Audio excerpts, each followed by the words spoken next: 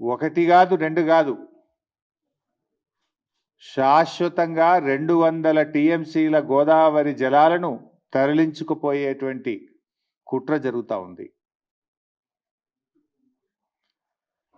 Godavari Banakacherla project ఏదైతే ఆంధ్రప్రదేశ్ ప్రభుత్వం తలపెట్టిందో, ఈ ప్రాజెక్టు నిర్మాణం వల్ల తెలంగాణకు తీవ్రమైన నష్టం జరగబోతా ఉంది.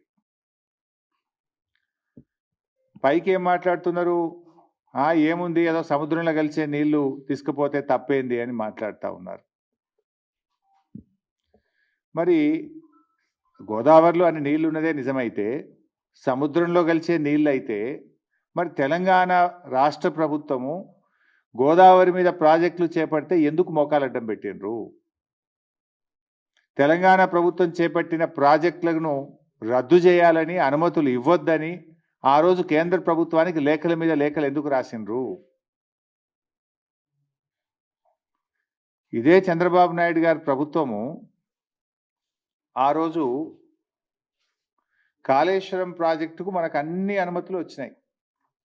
ఒకటి, అన్ని ప్రాజెక్టుకు రావాల్సిన సిడబ్ల్యూసి నుంచి 9 డైరెక్టరేట్ల నుంచి తెచ్చాం, ఎన్విరాన్మెంట్ క్లియరెన్స్ తెచ్చాం, లాస్ట్కు టీఏసీ ద ఫైనల్ క్లియరెన్స్ కూడా ఆ రోజు మేము తెచ్చుకున్నాం.